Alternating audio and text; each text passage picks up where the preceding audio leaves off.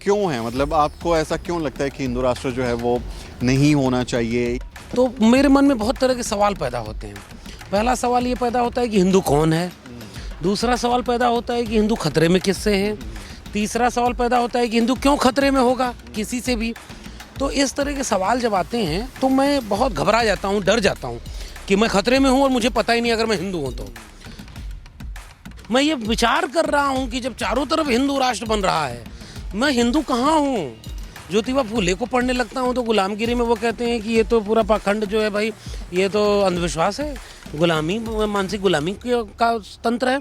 फिर यार को पढ़ता हूँ तो कहते हैं ईश्वर था ही नहीं, जिसने ईश्वर को बनाया वो सबसे बड़ा मक्कार है। मैं डर जाता हूँ, अरे भाई पेरियार हिंदू नहीं है क्या।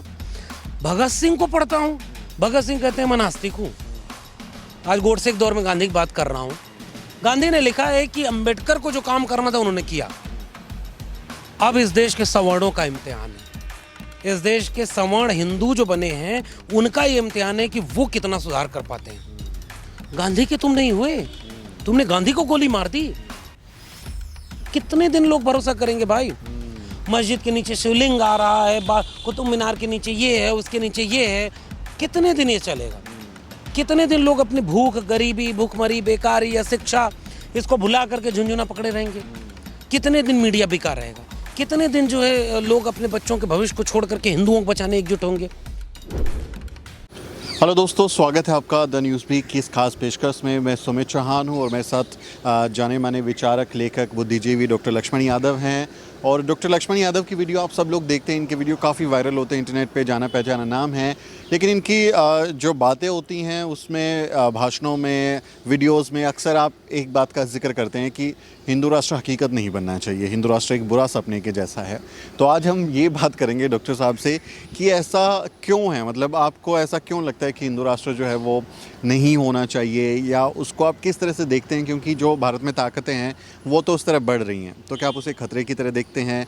आपके ऑब्जेक्शंस क्या हैं हिंदू राष्ट्र पे? देखिए, एक तो ये बात है कि मेरा जो आपत्ति है मेरी इस बात पे कि हिंदू राष्ट्र का मतलब क्या है, मुझे तो यही नहीं समझ में आता है।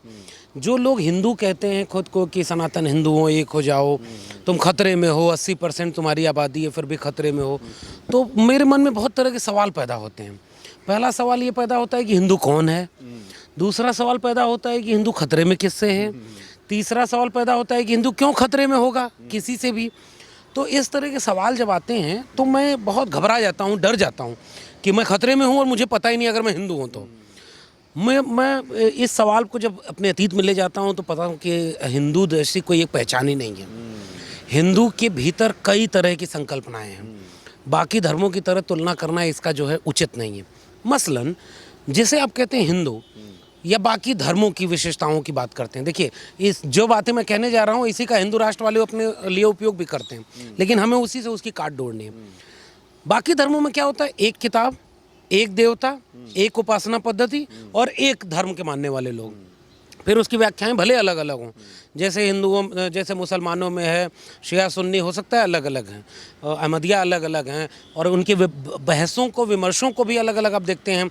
देवबंदी हैं तो बरेलवी हैं, बहुत सारे हैं। ऐसे ही बुद्धिस्टों में देखिए, ईसाइयों में देखिए, सिखों में देखिए। हिंदुओं में जब हम आते हैं तो हम तो पाते हैं कि 33 कोटि देवता। कोटि को कई लोग आजकल डिफेंड करते हैं, कोटि मतलब प्रकार। कहाँ लिखा है भाई संस्कृत के उसमें? 33 करोड़ भी है, दोनों चीज़ें। जब मन करता है करोड़ बोल देते हैं, जब मन करता है कोटि बोल देते हैं। इतने देवता, कितने प्रकार की उपासना पद्धति, कोई एक पुस्तक नहीं है। वेद ही 4 हैं, उपनिषद हैं, ब्राह्मण ग्रंथ हैं। वेदों की आलोचना उपनिषदों में, उपनिषदों वेदों की आलोचना ब्राह्मण ग्रंथों में, आरण्यक ग्रंथों में। उसके बाद जो षट दर्शन है उनमें उन सब की आलोचना।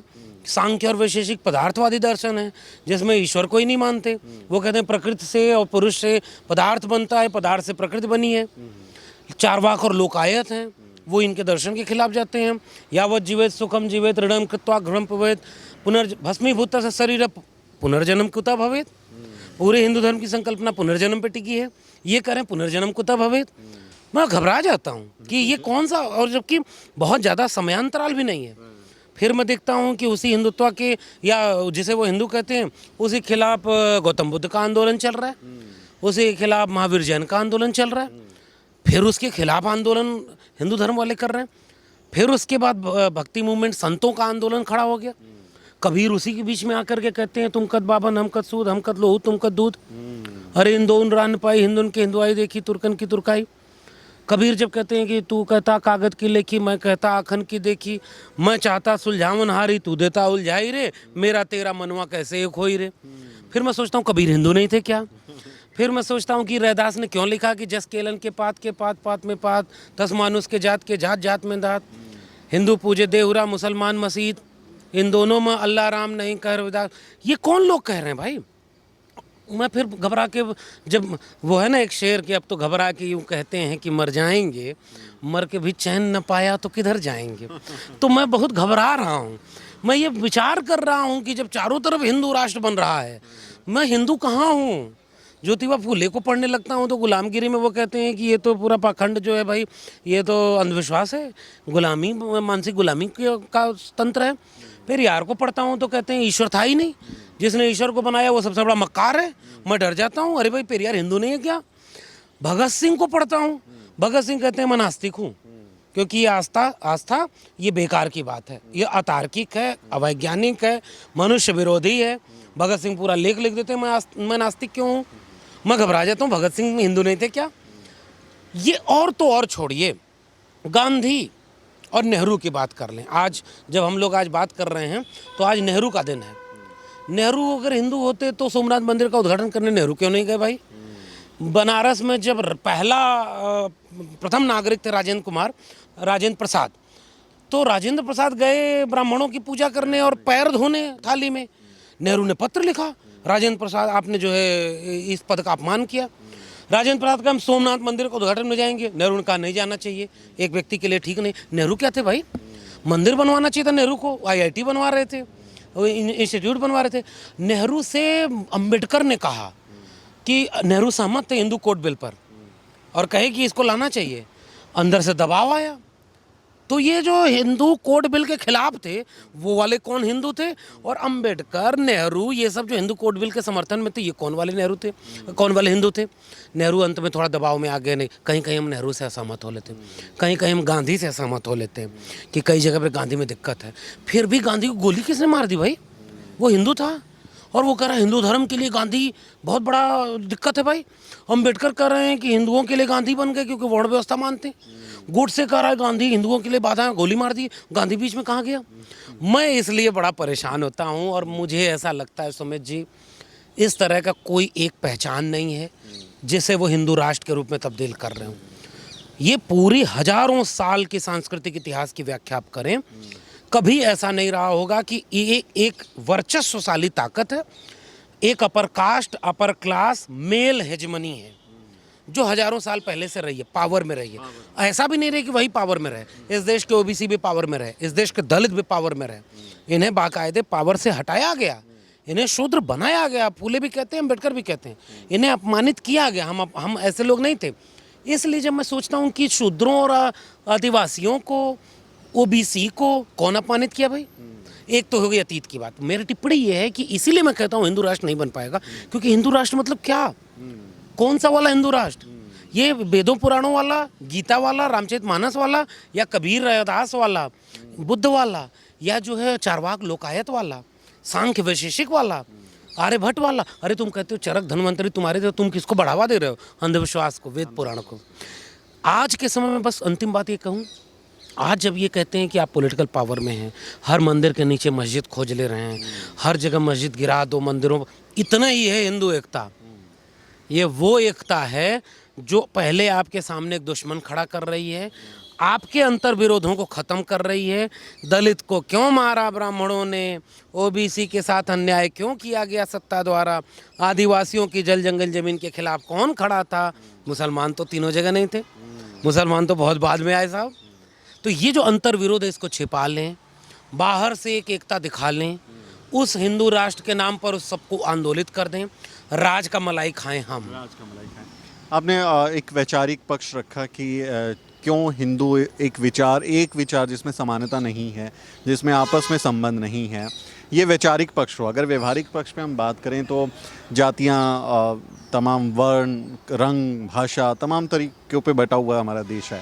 तो जो हिंदू राष्ट्र बनाने की बात करते हैं कि हम हिंदू राष्ट्र बनाएंगे, उनको पहले एक हिंदू गांव बना के नहीं दिखाना चाहिए जिसमें सारी जातियां सब मिल के रह रहे हैं, रोटी बेटी का संबंध है, कोई जाति भेद नहीं है, कोई अन्याय नहीं है, कुछ नहीं है। एक मॉडल गांव तो बना सकते हैं ना। आदर्श गांव की तरह ही बनाएंगे।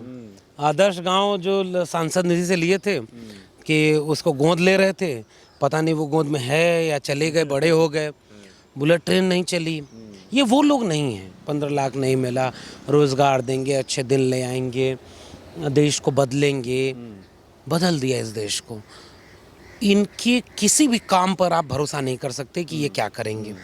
हाँ, जिनके लिए ये सत्ता में आए हैं, जिन लोगों ने, जिन ताकतों ने इन्हें सत्ता में भेजा है, उनका काम कर रहे हैं। खूब मंदिर मस्जिद करो, अपर कास्ट मेल हेजमनी वाला करो, आरक्षण खत्म करो, संविधान को तहस नहस करो, कमजोरों को मारो, दुश्मन खड़ा करो और बाकी पूरे देश को अंबानी अडानी का तो बेच दो। वो काम वो कर रहे हैं, एक बात। दूसरी बात ये कि जो अपेक्षा हमारी है, ये एक फिलोसफिकल क्वेश्चन उनके सामने खड़ा करते हैं। और बहुत शानदार सवाल आपने पूछा है। आप एक आदर्श दुनिया रचना चाहते हो तो वैसे एक आदर्श गाँव तो रच के दिखाओ। और छोड़ो गाँव, ब्राह्मणों, गांधी का एक पत्र पढ़ो। गांधी और अंबेडकर में संवाद होता है एनिहिलेशन ऑफ कास्ट के बाद। अंबेडकर जिस तीखे तेवर के साथ लिखते हैं कि ये तो हिंदू धर्म जैसा कोई धर्म नहीं है, ये कानूनों का पुलिंदा है, इसमें कोई सुधार नहीं हो सकता, बहुत मैंने कोशिश की, ये बिल्कुल सुधरने वाले नहीं है, बहुत कुछ लिखा। गांधी ने क्या लिखा? अंबेडकर बहुत बड़ा हमला कर रहे हैं हिंदू धर्म पर, अंबेडकर, इस किताब को सबको पढ़ना चाहिए। और गांधी ने आपत्ति की, अंबेडकर ने जवाब दिया, फिर गांधी ने आपत्ति की, फिर अंबेडकर ने जवाब दिया, और आखिरी के पत्रों तक आप जाइए, गांधी कबूल करते हैं कि अंबेडकर ने जो आलोचना की है वो ठीक आलोचना की है। आखिरी पत्र में अंबेडकर की बातों से असहमत नहीं हो सकते। मैं अंबेडकर की जगह होता तो जितना संयम अंबेडकर में है वो मेरे अंदर नहीं होता, अगर सदियों से मैं अछूत बनाया रहता। अंबेडकर इस देश के लिए बहुत बड़ी चीज़ है। गांधी लिख रहे हैं, अब से मैं अंतर्जातीय विवाह में जाऊंगा, अब से मैं अगला जन्म अगर मेरा हो तो मैं किसी अछूत के घर पैदा होना चाहूँगा। गांधी में बदलाव आ गया। वहीं गांधी ने एक बड़ी खूबसूरत बात लिखी है। आज गोडसे के दौर में गांधी की बात कर रहा हूँ। गांधी ने लिखा है कि अंबेडकर को जो काम करना था उन्होंने किया। अब इस देश के सवर्णों का इम्तिहान है। इस देश के सवर्ण हिंदू जो बने हैं उनका ये इम्तिहान है कि वो कितना सुधार कर पाते हैं। गांधी के तुम नहीं हुए, तुमने गांधी को गोली मार दी। ये एक बात हुई। गांधी क्या कह रहे थे? सवर्णों में सुधार। अंबेडकर कई बार सवाल करते हैं, जात पात तोड़क मंडल, उसमें भी हालांकि गैर सवर्ण लोग ज़्यादा थे, फिर भी थोड़ा आर्य समाज के पक्ष में कुछ लोग आए, कहाँ चले गए अंत में? सवर्णों ने कभी जाति के खिलाफ आंदोलन ही नहीं किया इस देश में। थोड़ा बहुत इंडिविजुअल प्रयास हुआ है। राहुल सांकृत्यायन खड़े हैं हमारे सामने, हम राहुल को अपना मानते हैं, हम लोहिया को अपना मानते हैं, कई हम भगत सिंह को अपना मानते हैं। लोग कहते हैं तुम सवर्ण विरोधी हो। नहीं साहब, हम सवर्णवादी विरोधी हैं, क्योंकि हमारे भी बहुत सारे लोग तो संगी बने बैठे हैं, तो हम उनके साथ तो नहीं खड़े होते। हम भूपेंद्र यादव के साथ, रामदास अठावले के साथ तो कभी नहीं खड़े हुए। हमने आलोचना तो शरद यादव और रामविलास पासवान की भी कई हद तक की, ये कबूल करते हुए कि आप लोगों की बड़ी भूमिका है। इसका मतलब ये है कि हमने अपनी कमियों को ठीक किया, आप में जो ठीक था वो नहीं किया। मास मूवमेंट आपने कभी नहीं खड़ा किया। जब आपको पता, आप ये महसूस ही नहीं करते कि आप हिंदू के पहले ब्राह्मण हो, क्षत्रिय हो, तो आप सुधार क्या करोगे? आपने जातियाँ कभी नहीं तोड़ी। जाति उन्मिलन का सारा आंदोलन बहुजनों का है। जाति के शिकार सबसे ज़्यादा वही हुए। इसलिए जब तक जाति है तब तक हिंदू नहीं है। सीधा सा आसान जवाब ये है। और जब तक जाति है तब तक कोई आदर्श गांव नहीं बना सकते वो, जिसमें वो दिखा सकें कि देखो आदर्श हिंदू ये होता है। अरे मौका मिल रहा है, मार रहे हैं दलितों को, मौका मिल रहा है ओबीसी को चिढ़ा रहे हैं। अच्छा एक बात बताइए, 2-3 मौजूदा उदाहरण। कर्पूरी ठाकुर नाई जाति के थे। कर्पूरी ठाकुर समाजवादी आंदोलन से निकले, एक बहुत शानदार नेता। कर्पूरी ठाकुर राज करने बैठे तो कर्पूरी ठाकुर की किसने नारा बनाया था? कर्पूरी कर पूरा, गद्दी छोड़ धर उस तरह। ये उस तरह पकड़ने वाले क्या नीच लोग होते हैं? ये मुसलमान ने नारा बनाया? यार अपर कास्ट हिंदुओं ने बनाया। कर्पूरी ठाकुर वहाँ मुख्यमंत्री थे, उत्तर प्रदेश में रामनरेश यादव थे, तो दिल्ली से कौन नारा ये बनाकर भेजा कि दिल्ली से चमड़ा भेजा संदेश, बार बनावे कर्पूरी और भैंस चनावे राम नरेश। ये मुसलमानों ने किया था क्या ये अपमान? अखिलेश यादव मुख्यमंत्री थे, उसके बाद उनका घर धुलवाया मुसलमान ने धुलवाया था। तमाम लोगों के जल जंगल ज़मीन पर जो हसदेव बकसवा बस्तर के जंगलों में अत्याचार हो रहा है वो मुसलमान कर रहे हैं क्या? कहाँ हिंदुओं एक हो जाओ? जब हिंदुओं एक हो जाओ, तुम बीपी मंडल जब बिहार के मुख्यमंत्री बने तो क्यों तुमने ये कहा था कि गंगा में तेल बह गया तो आग लग गई, तो वहाँ सदन में खड़ा होकर बोल रहे हैं शूद्र अगर मुख्यमंत्री कुर्सी पर बैठेगा तो गंगा में आग नहीं लगेगी तो क्या लगा? बीपी मंडल ने खड़ा होकर कहा गंगा में आग तो देखो तेल रिसने से लगी, लेकिन तुम्हारे सीने में जो आग लगी इसको मैं और लगाऊंगा। बीपी मंडल हिंदू नहीं थे क्या? डॉक्टर अंबेडकर हिंदू नहीं थे क्या? जगदेव प्रसाद कुशवाहा को मार दिया गोली, मुसलमानों ने मारा था क्या? आरक्षण को गालियां, आरक्षण कहाँ से आई? करपुरिया की माँ भी आई, किसने नारा दिया? बहुत गंदा नारा, फिर भी मैं बोलूँगा क्योंकि हिंदू धर्म वालों इसका जवाब दो। अब एकदम कंटेम्पररी सवाल मेरा, आप कहते आदर्श गांव बनाने का, मैं एक सवाल कर रहा हूँ। 340 लोगों को अब तक इन्होंने लेटरल एंट्री यानी बैक डोर से एंट्री में ज्वाइंट सेक्रेटरी बना दिया। कोई एग्ज़ाम नहीं, कोई कुछ नहीं, सीधे आप बनाएंगे। 340 में एक भी मुसलमान नहीं, क्यों? क्योंकि हिंदू राष्ट्र बनाना है, चलो मान लिया। 340 में 85% अगर दलित पिछड़े आदिवासी हैं और वो हिंदू हैं, वो 80-20 में से 80 में आते हैं, तो एक बार सब बताओ ना इस देश को कि 340 में से कैसे हमने आधा ओबीसी 17 मतलब हिस्सेदारी क्यों नहीं है? आधा ओबीसी 170, आप 50-60 जो है दलित आदिवासी क्यों नहीं बनाए? हिंदू कहाँ गया? सुप्रीम कोर्ट में जज जहाँ आरक्षण नहीं है, हिंदू में से कितने हिंदू बने? मुसलमान एक आध दो बने होंगे अपवाद में, एक आध ही अपवाद में दलित पिछड़ा आदिवासी। ये हिंदू थे तो सुप्रीम कोर्ट के जज क्यों नहीं है? प्रोफेसर क्यों नहीं है? वकील क्यों नहीं है? इसलिए कोई आदर्श गांव नहीं बनने वाला। ये निहायत ही धोखा वाला एक गुब्बारा, जैसे गुब्बारा भरते हैं ना वैसे ही, और कुछ लोगों को ये गुमान हो जाता है। हम लोग के गांव में एक किस्सा सुनाया जाता है कि कुत्ता एक जा रहा था, धूप लग रही थी, बैलगाड़ी के नीचे नीचे दौड़ने लगा, बैलगाड़ी चल रही थी। थोड़ी देर बाद उसे ये समझ में आने लगा कि बैलगाड़ी तो मेरे ऊपर चल रही है, मैं ही से चला रहा हूँ, और इसी गुमान में थोड़ा आगे गया, बैल ने एक लत मारा, कुत्ता पीछे पड़ा हुआ है, बैलगाड़ी आगे निकल गई। मुझे नहीं पता इसका अर्थ लोग क्या लेंगे, लेकिन मैं एक बात कह रहा हूँ, इस देश के नागरिकों को भ्रम में रख करके आप सत्ता बचा रहे हैं। कोई हिंदू राष्ट्र नहीं, इस देश में हिंदू राष्ट्र के नाम पर सबसे ज़्यादा नुकसान हिंदुओं का हो रहा है। मुसलमान तो मारे जा रहे हैं, दिख रहा है, मुसलमान बोल नहीं पा रहे, वो दिख रहा है। सबसे ज़्यादा अपमान, सबसे ज़्यादा नुकसान जो सो कॉल्ड हिंदू, एक किताब है लोहिया के, हिंदू बनाम हिंदू। लोहिया बार बार कहते थे कुछ जहरीले हिंदू हैं और कुछ ढंग के हिंदू हैं। मैं जब ढंग के हिंदू की बात करता हूँ तो मुझे अम्बेडकर याद आते हैं, फूले याद आते हैं, पेरियार, भगत सिंह, लोहिया, राहुल सांकृत्यायन और तमाम लोग याद आते हैं जो इनके खिलाफ खड़े थे। और मैं जब दूसरे हिंदू, कट्टर हिंदू की बात करता हूँ, गोडसे, गोलवलकर, हेडगेवार याद आते हैं। अंतिम बात, तुम्हारा आदर्श समाज कैसा है? एकात्म मानववाद वाला है। तुम्हारा आदर्श समाज कैसा है? विचार नवनीत वाला है। तुम्हारा आदर्श समाज कैसा है? अखंड भारत वाला है।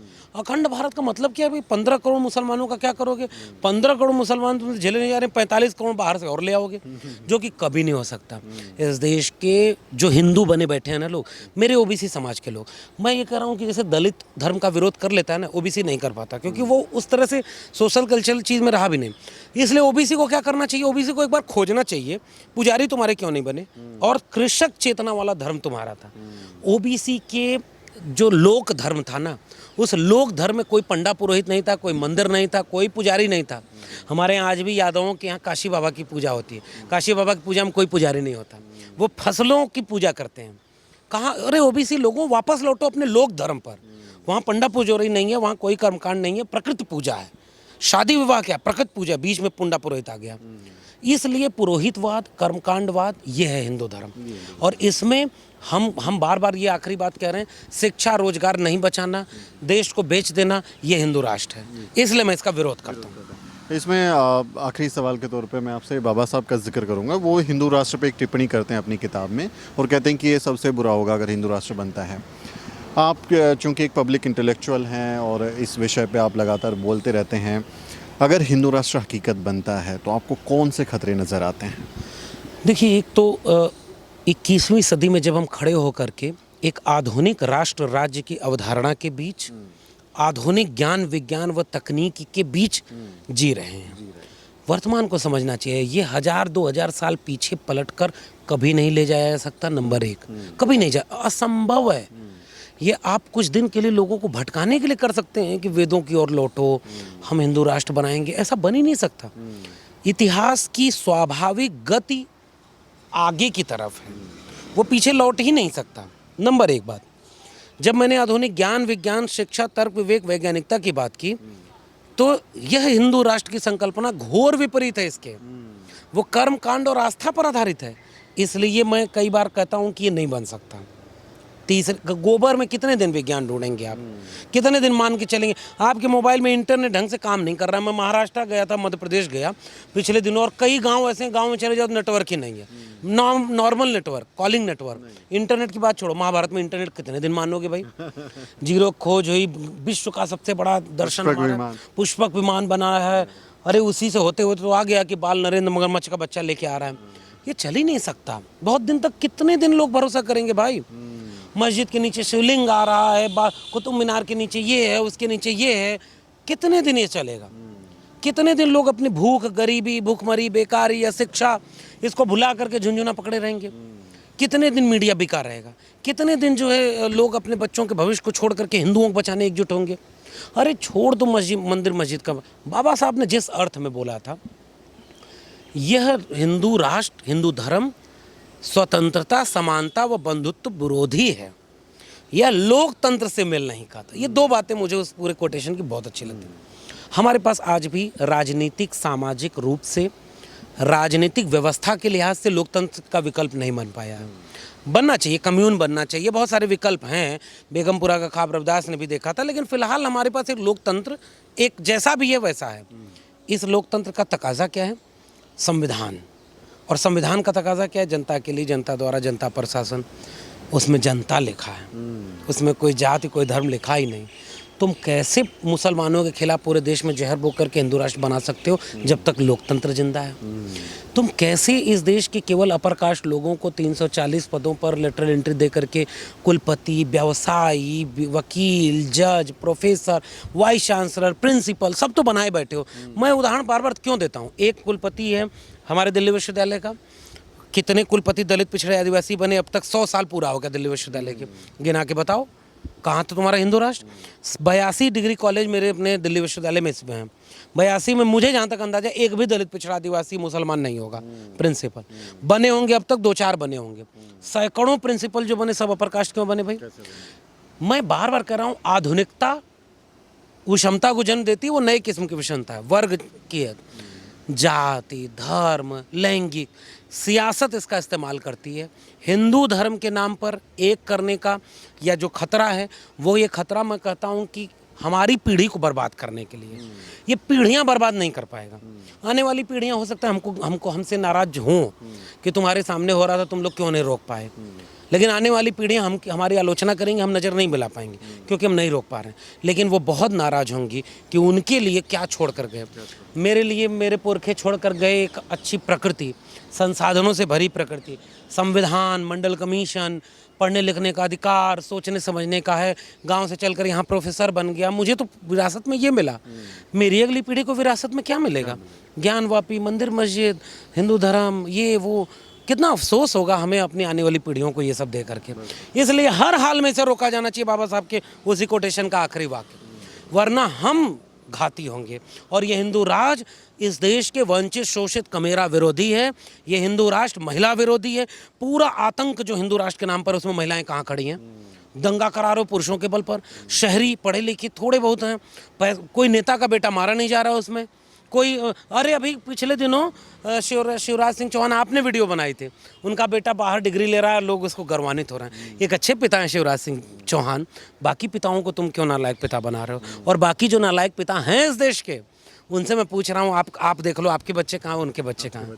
ये मेरा चिंता है। मुझे आने वाले पीढ़ियों की चिंता होने के चलते, शिक्षा और रोजगार की चिंता के नाते, भारत के संविधान की चिंता के नाते मैं हिंदू राज का पुरजोर विरोध करता हूँ। और मैं भरोसा करता हूँ कि भारतीय जनमानस जो कि हिंसक नहीं है, वो प्रतिक्रिया जरूर करेगा और ऐसा हिंदू राष्ट्र कभी नहीं बनेगा, कभी नहीं बन पाएगा। और हम सब जानते हैं ये हकीकत नहीं होगा। जो सत्ता में बैठे हुए लोग हैं, भले ही वो कोशिशें कर लें, क्योंकि उसमें समानता नहीं है, उसमें न्याय नहीं है, उसमें भाईचारा नहीं है, तो वो बन भी जाता है तो वो टिकेगा नहीं, वो टिकाऊ नहीं है कम से कम।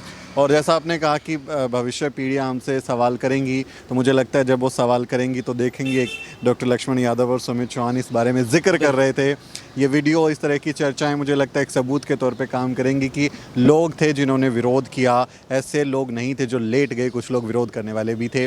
आपका इस पूरी चर्चा पर क्या सोचना है, क्या आपकी राय है, कमेंट में ज़रूर लिखें और हमारे चैनल को सब्सक्राइब करें। मेरा नाम सुमित चौहान है और इस वीडियो स्टोरी में मेरी मदद कर रहे हैं मेरे सहयोगी मोहित। फिर किसी वीडियो में मुलाकात होगी दोस्तों। जय भीम। जय भीम।